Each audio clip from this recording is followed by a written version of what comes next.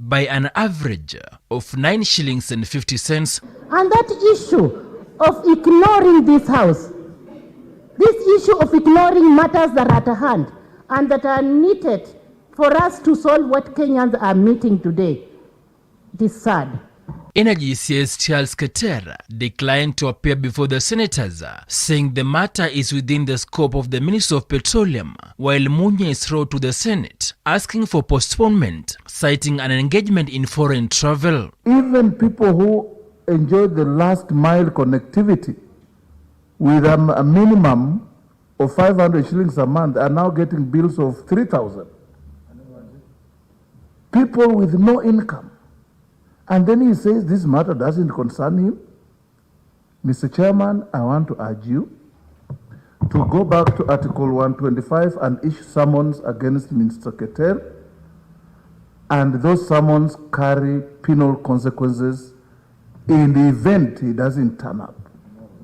The country is hurting, Mr. The move by the two cabinet secretaries to snub the summons sparked fury from the senators, who accused them of being insensitive and threatened to sponsor censor motions to have them removed from office or be fined not less than 1 million shillings. The solution we have now is for us to initiate a process of censoring those cabinet secretaries. The crisis that has so far led to loss of property and lives. Our reporter Grace Ongoi has this story. Through the Kenya Human Rights Commission, the representatives of diverse and impacted communities of Laikipia County tabled what they termed as manifestations of historical land injustices that they have experienced since time immemorial, including privatization of community land, limited access to pasture and water for livestock, human-wildlife conflict due to competition for resources, conflict between pastoralists and farmers, among other forms of injustices. The biggest question is whether the mayhem and chaos experienced in Laikipia County is politically influenced. Regarding this matter, Rift Valley Regional Commissioner George Natembeya dismissed limited pasture and water and conflict between pastoralists and farmers as reasons behind the conflicts, arguing that the violence witnessed was purely politically motivated. So the problem we have in this area is politicians. It's not even the ordinary folk. It is the politicians, those who come and even shed crocodile tears, some of those, they are part of the problem. Born and brought up in Laikipia, yes, I know there's some politics in it, because for many years, people have campaigned for elective seats in Laikipia by setting one community or one way of life like pastoralism and farming against the other. So that is a very common practice in Laikipia. So the current issue, I know we've lost livestock and people died. I do not know who, but I do know certainly, I'm very certain that people campaign there every 5 years. The representatives are lamenting that there has been a general failure by successive regimes to address the root causes and manifestations, even after initiating truth-telling, investigative commissions and independent offices. They have called on the government to take action lest matters escalate. We hope the government will take this issue seriously, and at some point, Kichasi will also work with the committee. We also see whether there are also some of the areas we can also go to court around as part of seeking remedies for all these kind of issues we have raised. Moving forward, they are demanding that the National Land Commission initiates investigations on land injustices within the next week, that Kenya Wildlife Service resolves and provides adequate remedies to human-wildlife conflict, that Commission on Administrative Justice CAJ investigates the conduct of criminal justice actors in Laikipia County, among other demands including compensation of property for those who have lost their property. Human-wildlife conflict is a big issue and nobody is getting compensated. Elephants are invading shambas every other day and nobody is compensating. We've lost members of our families to wildlife. We're not seeing a transparent compensation from the government even to people killed by wildlife. So I don't think the issue of compensation is really serious because people are asking for compensation. Grace Ongoi for Hope TV News Watch. Meanwhile, as Kenya joined the world in celebrating the International Day of Peace, calls for respect to the rule of law and private property dominated speeches during the celebrations at the Rumuruti Stadium in Laikipia County.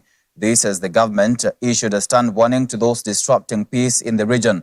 It follows a series of chaos and clashes that have rocked various parts of the county, among them Rumuruti, Olmoran and Wangwashi, that have left about 12 people dead, dozens displaced and several houses torched in the last 1 month. Speaking during the celebrations, newly deployed Laikipia County Commissioner Joseph Kanyeri said the government will not hesitate to deal with those fueling clashes, saying they'll face the full force of the law.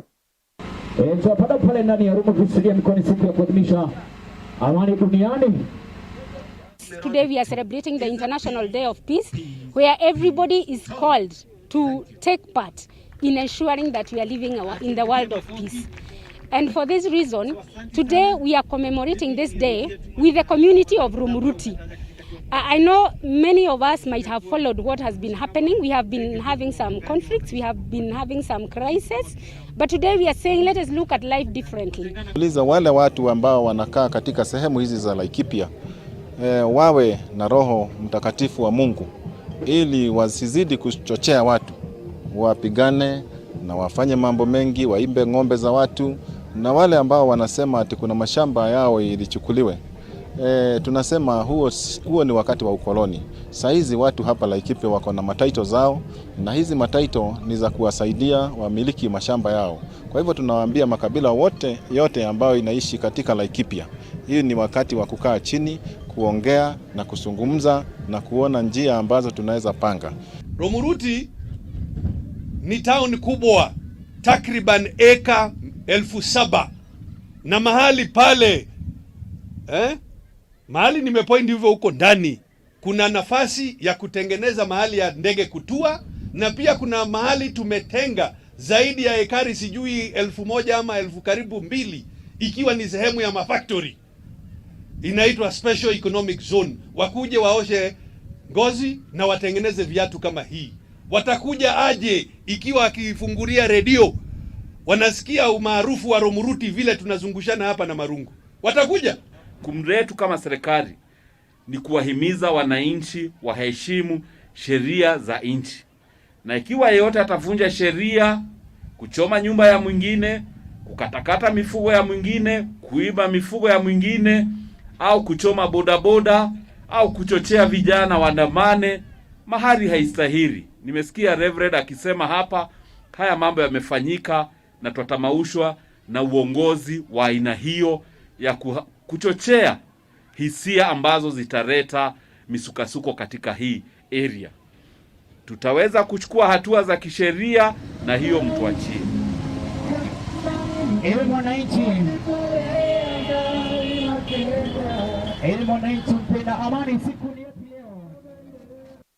And the Orange Democratic Movement, ODM, has launched an aggressive campaign to revamp its Kilifi branch following the exit of branch chairman Amazon Jeff Akingi and the formation of the Pamoja African Alliance, PAA, associated with the Kilifi governor.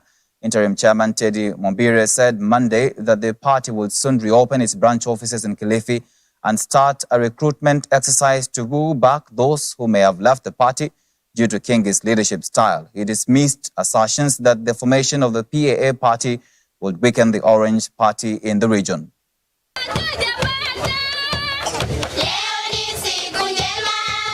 Nimepuuza sana maneno hii ya kutengenezwa kwa chama kipya hapa, kwa sababu yule ambaye anasema ana market hiki chama kipya bado ni life member wa ODM.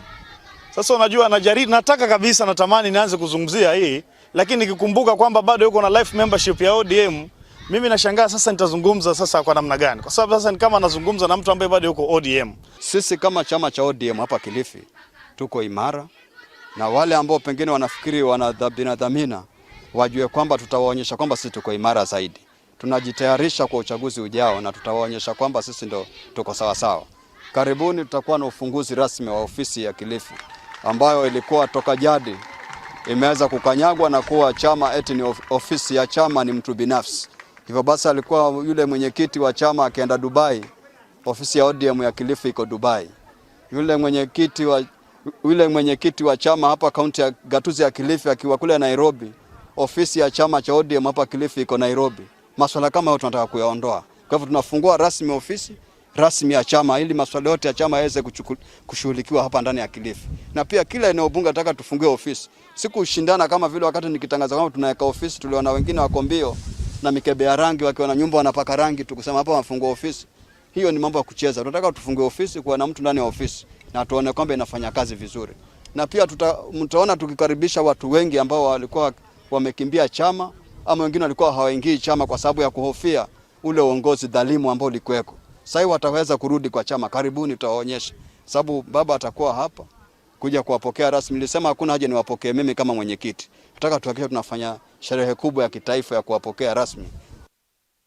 The National Hospital Insurance Fund, NHIF, now wants Parliament to pass the bill which seeks to ensure all Kenyans are registered with NHIF in the country. The bill that is before Parliament is set to help Kenyans from poverty-stricken families access health insurance.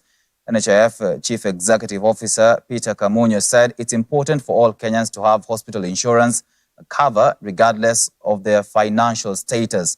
Speaking during the official launch of a cancer unit and a renal unit at Taufik Hospital in Malindi, Kamunyo said access to medical care has become expensive to the common mwananchi, while highlighting the importance of health insurance. We know that the cost of healthcare has been increasing over the years, so has the sophistication. And the way to be able to protect ourselves is to be able to transfer that risk of out-of-pocket expenditure. And the way to do that is through an insurance model, which we are calling the output model, that NHIF is driving. And right now what we are encouraging is that all Kenyans to be members.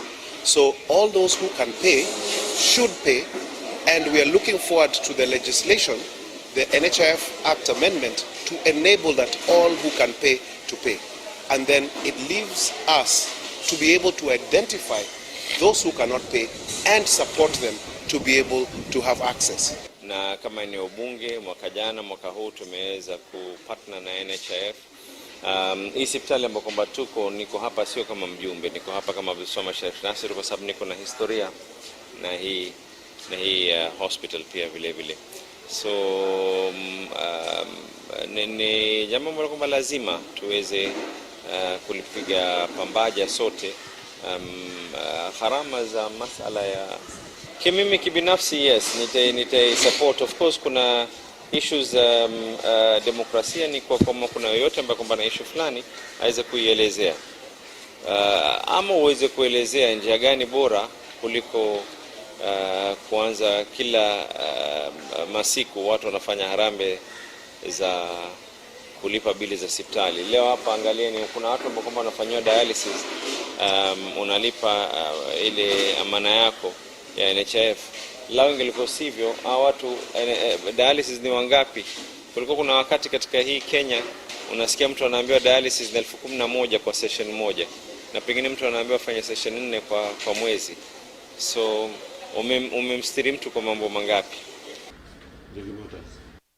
Let's now look at the COVID-19 statistics. The country has recorded 313 new COVID-19 cases from a sample size of 7,034 tested in the last 24 hours. The positivity rate stands at 4.5%, with the number of positive cases rising to 246,956. 13 patients have succumbed to the virus, pushing the cumulative fatalities to 5,008.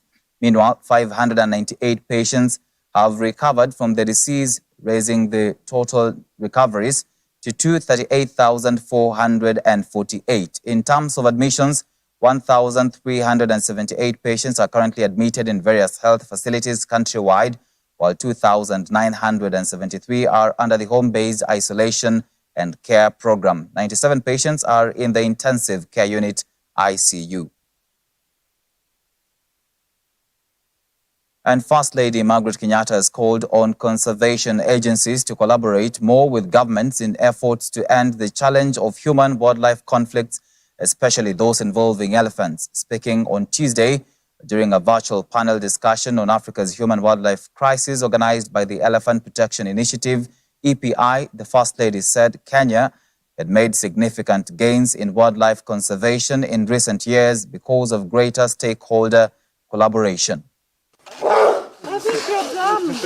In Kenya, our elephant population has more than doubled in the last 30 years, from 16,000 in 1989 to 34,354 in 2020. This is an extraordinary African conservation success story and testimony to prove that commitment from dedicated stakeholders can save our magnificent animals. Kenya's success story in its elephant conservation efforts stem from our national resolve to cherish our wildlife, which is a major tourism income earner for our country. Our success has been a result of combined efforts of the government, both national and county. It has been through communities who live alongside the elephants. They have been consistent in their commitment to turn their challenges into solutions. The steady decline of poaching has been as a result of strong political will, leadership, advocacy, and imposition of trophy bans. It has also been a result of brokering solution with diverse stakeholders who have shared similar conviction. We have stood together for a cause we believe. All right, with that, let's take a short commercial break on News Watch. We'll be back with more to stay with us.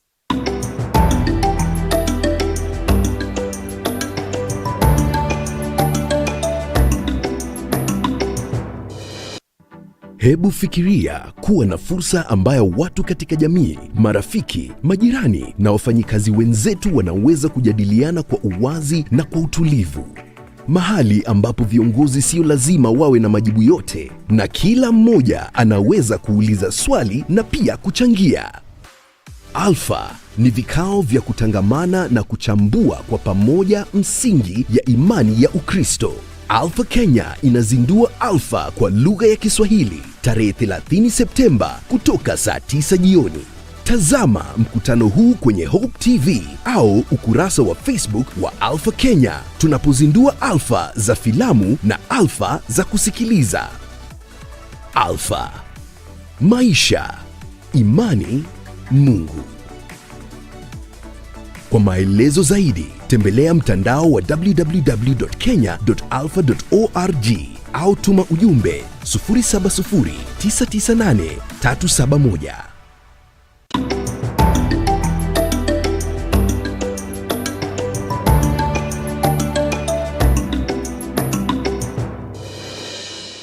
Welcome back to Newswatch. The Ministry of Health has on Tuesday received a donation of pediatric ARV treatment for children, DTG, which is strawberry-flavored, and adult DTG from the UN Family and Clinton Access Initiative that have been handed over to Nyumbani Children's Home in Karen. LCAS Dr. Mercy Mwangangi said this is a great initiative synced with the well-being of children living with HIV and AIDS. Dolly Murigi tells us more. Nyumbani Children's Home provides life-saving care and a loving home to more than 100 HIV-positive children in Kenya. With the age group of 0 to 23 years, the children live at the children's home until they are healthy and self-reliant. Most Nyumbani Children's Home residents are on first and second-line HIV ARVs. Unfortunately, the number of children who are resistant to first and second-line ARVs and need third-line drugs is growing. But it was an exciting moment on Tuesday for the first time as Kenya received the strawberry-flavored ARV drugs from the UN Family and Clinton Access Initiative. UNAIDS has joined forces with UNICEF Kenya country office and the regional office of UNICEF, UNFPA Kenya office, UN Women Kenya office, and the SDG partnership platform to mobilize resources and procure about 47,000 packs of DTG 50 milligram and 710 EID dry blood spot collection kits as a stopgap. The DTG, which is strawberry flavored, and adult DTG has better treatment outcomes than other ARV drugs, with the DTG 10 milligram being disposable. Currently, there are approximately 1.5 million people living with HIV in Kenya, out of which 106,000, a little over that, are children. And out of the 1.2 million people living with HIV currently on ART therapy, we have about 68,000 children below the age of 15 years. And so to accelerate the improvement of treatment outcomes, the program has prioritized the transition of children and adolescents living with HIV to optimize ART regimens, and this is a process that started in 2018. Though death still threatens, today most HIV-positive children are living to adulthood with the promise of many productive years ahead, with now the availability of better ARVs, medicine and innovative treatment from UN Family and Clinton Access Initiative, which means that children can expect a bright future. The Ministry of Health, through the division of NASCOP, shall provide guidance on the target population for transition, dosing and administration, and we monitor for any side effects that we will have with DTG, not only 10 milligrams but as well as 50 milligrams. We'll also support counties with IECs, information, education, communication materials, to help give support to the children. And frequent commodity and transition monitoring will also be conducted. We expect, after the initial training that we have already conducted, that it will be cascaded not only to the sub-counties but up to the health facilities. According to one of the representatives from Nyumbani Children's Home, the children and babies often arrive in desperate and malnourished condition. The children are mainly abandoned by the families due to the HIV stigma. The home has embraced various tactics such as a child counseling to ensure their well-being, training and the children on how to live with the virus and overcome any stigma. We don't have stigma because we are dealing with the same situation. All the children are HIV positive, so I don't think we have any stigma around. Probably at the time of admission is when you can see a child has some sometimes stress on basis of where the child has come from. Maybe they have gone through some stigma or something. So that is what we deal with. The first set when the child comes in. Dolly Mirigi for Hope TV Newswatch. A multi-agency team led by the Kakamega County Commissioner Pauline Dola that is charged with the elimination of substandard and counterfeit drinks in Kakamega has laid an ambush to a notorious joint, nabbing more than 2,000 bottles of assorted contraband alcoholic drinks. According to the commissioner, the assorted substandard drinks were from Uganda and were illegally smuggled into the country through fishy deals. The operation to weed out contraband goods and illegal brews in the county will continue for the next 30 days, with the mop-up exercise extending to all sub-counties and villages.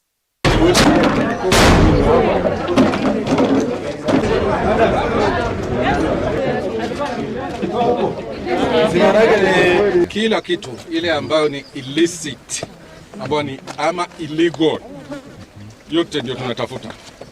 Na hii leo ni mwanzo, lakini tutaendelea. Mahali tumetoa hii pombe, tutarudi na tutahakikisha kwamba tutawakamata. Na tukiwakamata, tutawapeleka kotini. Mwenye atapatikana akishirikiana na wale wanafanya maovu, ma-DC, ma-OCPD, machifu na DO wataenda nyumbani. Hawatapewa interdiction kwa sababu ni jukumu letu kama wafanyakazi wa serikali kuhakikisha watoto wetu wako kwa hali ya afya sawa, kwa sababu tunalipwa mshahara na kila mtu anafaa kutekeleza ile kazi mandate yake ambayo amepewa na serikali.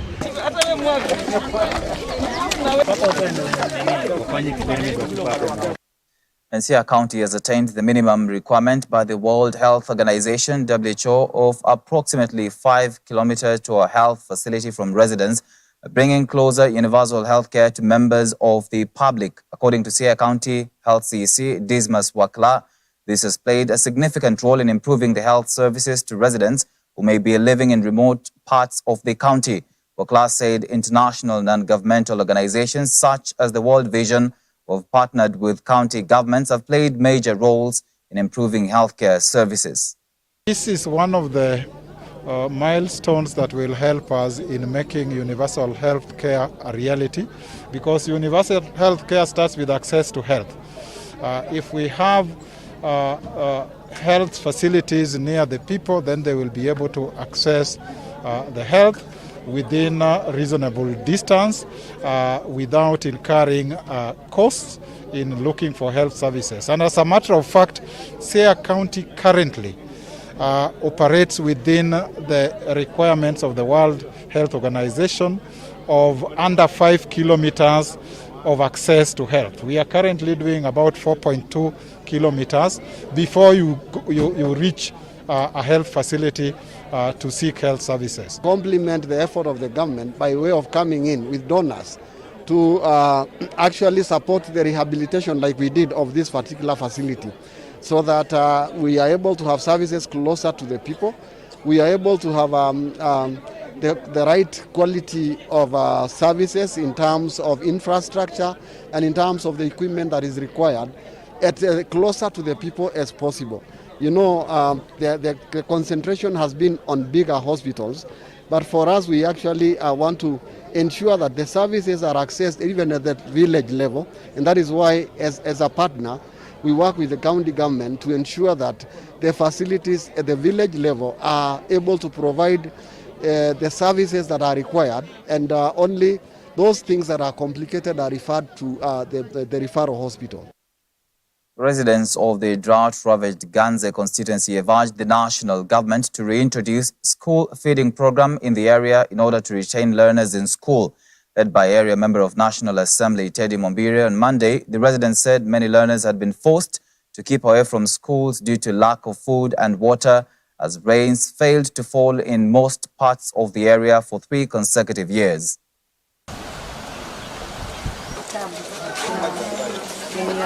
Ukame umetuathiri kiasi kwa sababu umeanza kuathiri kule nyumbani. Mtoto anakosa chakula kule, anakosa maji.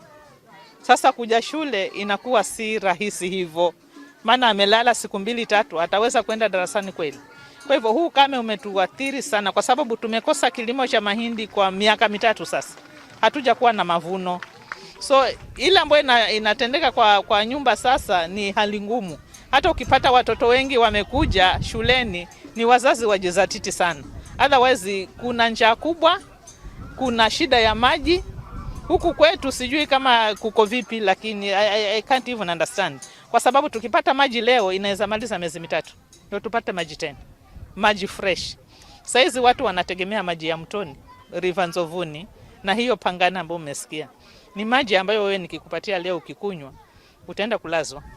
Ingawaje serikali kuu ina mipango kabambe ya kuhakikisha kwamba ndani ya wiki hii itaanza harakati ya kununua chakula na kusambaza zile sehemu ambazo ni kame kama hii sehemu yetu, lakini naomba serikali kuu waweze kuzungumza na Wizara ya Elimu, waweze kuregesha hata kama ni kwa awamu huu mradi wa chakula shuleni, ili tuhakikisha kwamba wanafunzi ambao wanakuja shuleni wakifika mchana waweze kupata chakula, hata kama ni githeri kama vile ilikuwa miaka 90. Itaweza kusaidia zaidi kuweka watoto shuleni na waweze kupata masomo sawa sawa. Lakini ukiangalia baadhi ya shule, nimejaribu kupitia hivi vitabu ambavyo vinaandikwa zinaitwa register, unakuta kwamba mtoto asubuhi anakuja shule, ukifika kama saa 5 anapotea. Sasa kama inafanyika kama hivyo na mchana pia kuna masomo ambayo ni yasomo, ni kumaanisha kwamba anakosa ile masomo kwa sababu atakuwa amekumbwa na njaa zaidi. Watoto wengine wanalala ndani ya madarasa kwa sababu ya upungufu wa chakula, wengine hawaji kabisa shuleni. Kwa hiyo nataka tuhakikishe kwamba watoto wote wanakuja shule ili wapate nafasi ya kusoma na kujiendeleza kimasomo. 2 3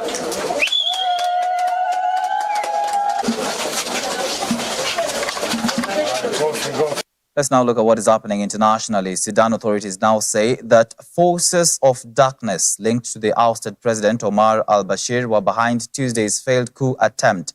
The authorities have categorically blamed military officers and civilians from the former government.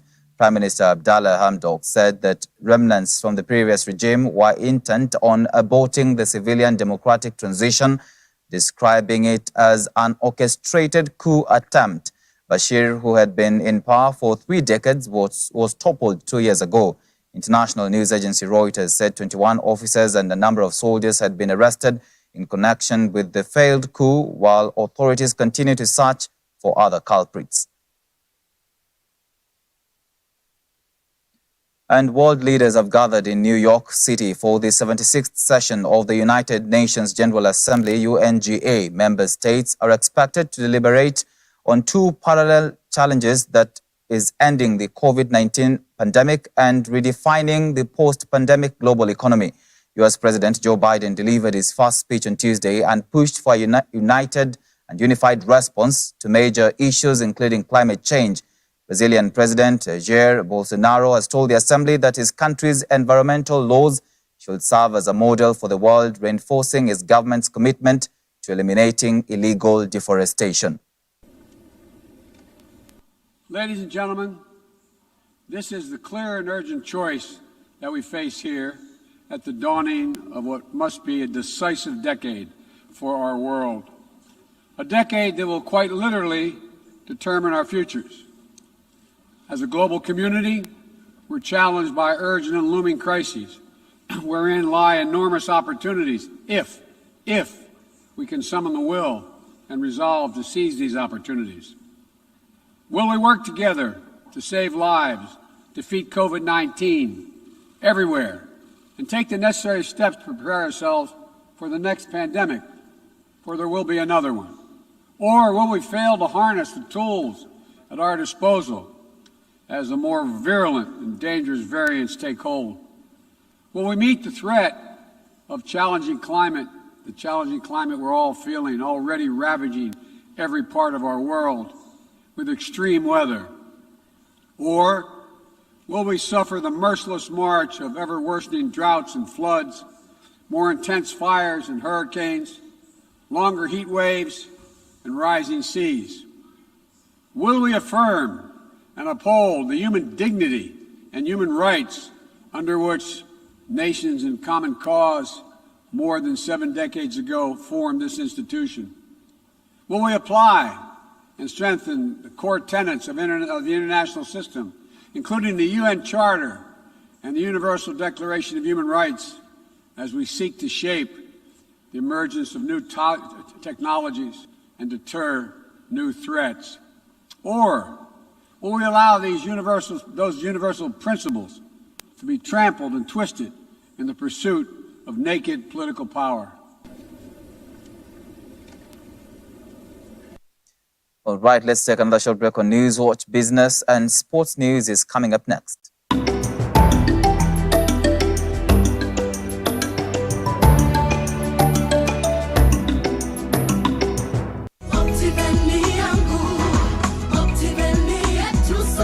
Ngarisha na Optiven. Guess what? It's just about the right time to build your dream home. At the Garden of Joy by Optiven. It comes with Maram roads, solar street lights, water piping along the mains, children play area, and a jogging track.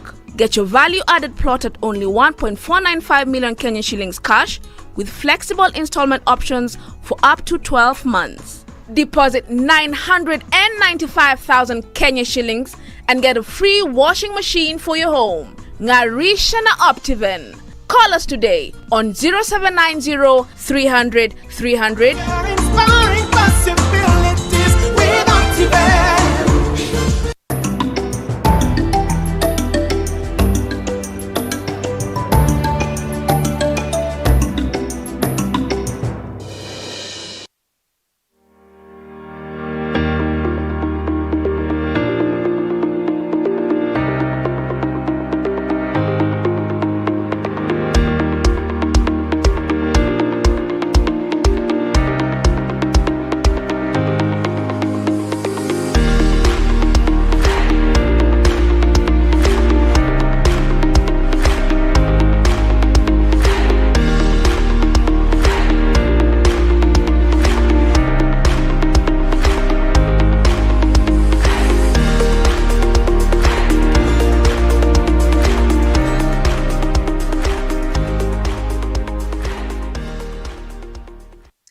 Let's continue with business news. The hospitality sector in Nairobi is ready for takeoff in meetings, incentives, conferences and exhibitions, MICE business, following the resumption of British Airways Nairobi to London operations. Industry players in the hospitality and tourism sectors have expressed enthusiasm of an early return of businesses, especially from Europe, to pre-COVID-19 period, attributing it to government's efforts in rolling out COVID-19 vaccination program. Reacting to the development, operators in the MICE business described the gesture as a good beginning as part of the post-COVID-19 ease of travel. The MICE segment, meetings, incentives, conventions and exhibitions across Nairobi, is bound to grow at almost 4% by the end of 2021. We are very grateful to the government's initiatives to roll out the vaccines and ensure the pandemic is under control. At the Pride in Azure, we've had an opening up of international travelers. We're continuing to adapt and progress with our trainings, with our protocols on safety, health and hygiene. We are also ensuring personalization, innovation in terms of food and beverage, conferencing, as well as our accommodation.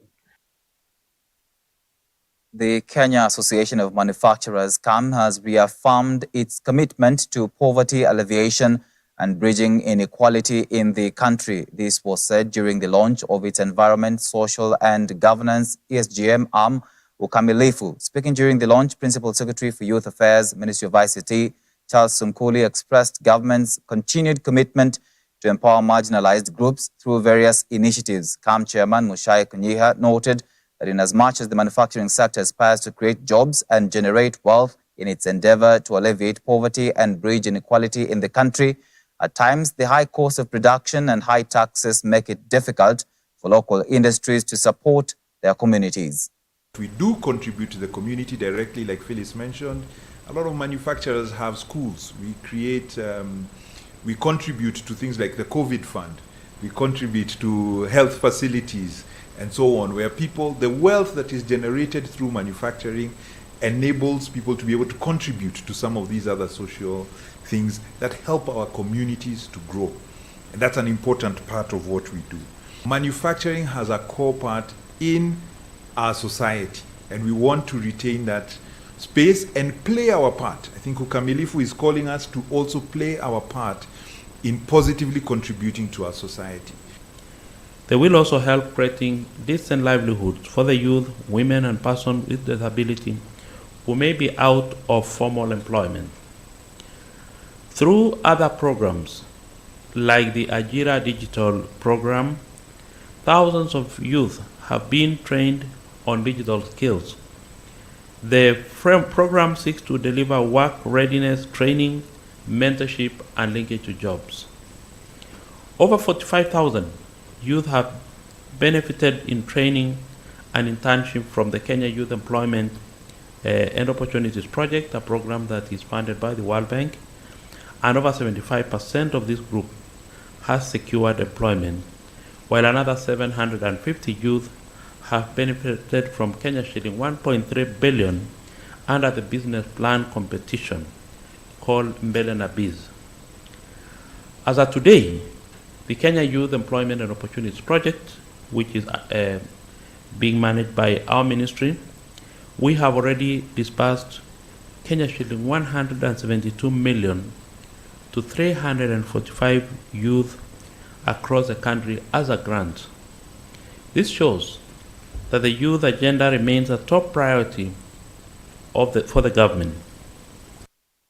Konza Technopolis Development Authority, KOTDA, the agency that oversees the development of Konza Technopolis and Tatu City's owner and developer, Gondvu, have agreed to establish an association for special economic zones, SEZs, to accelerate development and investments in the country. The move, aimed at championing the policies and conducive environment for SEZs, seeks to attract foreign direct investments, FDI, into the country, as well as promoting domestic investment. The engagement will further enable the upcoming SEZs in the country to speak with one voice, thereby safeguarding their investors' interests and championing for more development.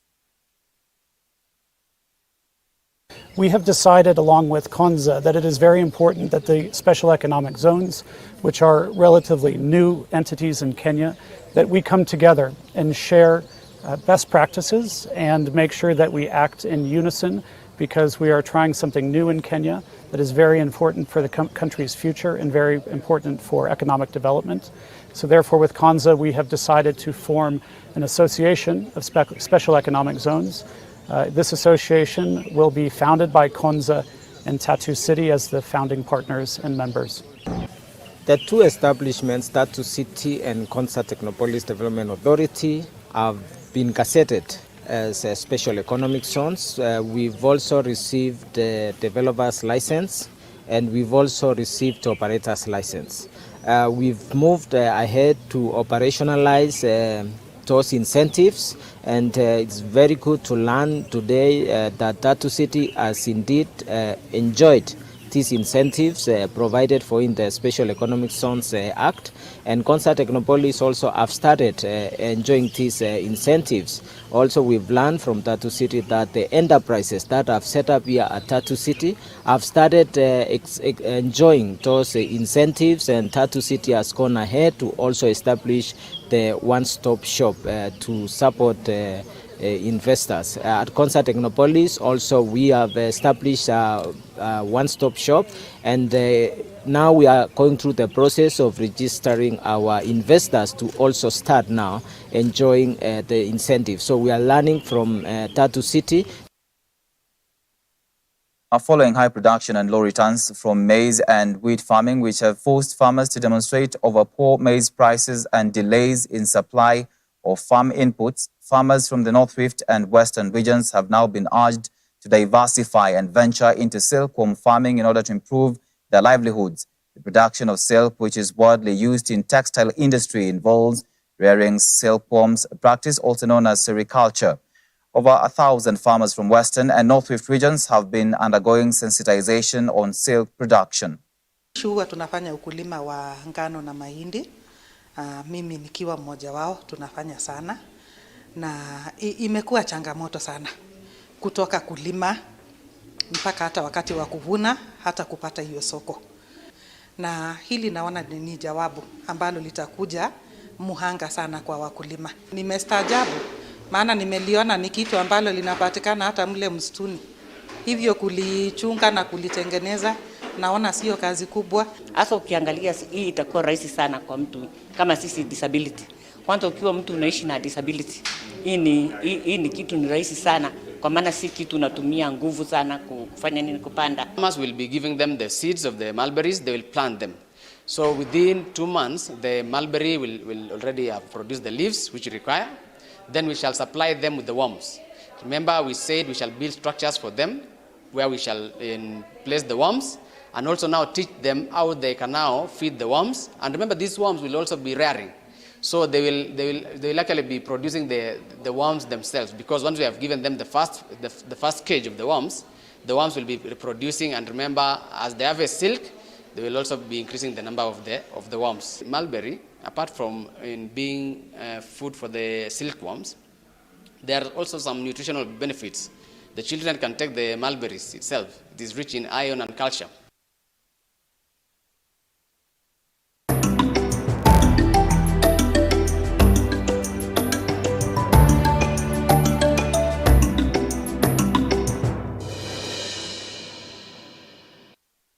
And to some sports news now, Kenya League champions Tusker FC will play Cup winners Gor Mahia in the Football Kenya Federation Super Cup at Thika Sub-County Stadium tomorrow, Wednesday afternoon. The match, which kicks off at 1 p.m. and acts as the curtain raiser for the new season, will be played behind closed doors in conformity to the strict measures put by the government to curb the spread of COVID-19. The new season kicks off this weekend after a 1-month break, with Tusker favourites seeking to add to their 12 titles. The last meeting between Gor and Tusker in the Super Cup was in 2017, where Kogalo emerged victorious after edging out the Brewers 1-0 at Moi International Sports Centre, Kasarani. Tusker beat Gor 2-1 home and away in their league meetings last season. And the Kenya national women's basketball team revived their AfroBasket quarter-finals hopes after rallying from behind to narrowly edge out Cape Verde in the last Group A match played in Yaoundé, Cameroon on Sunday night. After a slow start in the African women's basketball tournament that saw Kenya lose 74-50 at the hands of Cameroon on Saturday, the East Africans bounced back in style to stun Cape Verde 61-58. The victory keeps alive hopes of Kenya making it to the quarterfinals, but that was to be determined late yesterday after Cameroon faced Cape Verde. Kenya will now await to know if they will proceed to the quarters directly or play quarterfinals qualifications round tomorrow. The winners of Groups A, B, C, and D qualify automatically to the quarterfinals, while the remaining 8 teams will compete in the qualification round to the quarterfinals tomorrow. The Kenya Under-20 women's national team, Rising Starlets, is scheduled to face Uganda in the second round of the 2022 FIFA Under-20 Women World Cup qualifiers. The first leg is slated for September 25th at 3 p.m. at Nyayo National Stadium, with the return leg on October 8th, 2021 in Uganda. Preparations for the two-legged knockout qualifier started off with a selection exercise on September 15th, 2021 under the tutelage of Harambee Starlets coach Charles Okere. The squad has since been trimmed to 30 players. Under-20 World Cup, and of course, even for the senior women team, we want them to qualify to the World Cup in Australia. Basically, these players are a good percentage from the high schools. They are in schools. Quite a number are finished school. But again, this is an opportunity for us to see how we can bring that cohesion, because we have a great talent in this team, and we have seen their potential. They can ultimately join the senior team and help us in our dream of qualifying in the World Cup.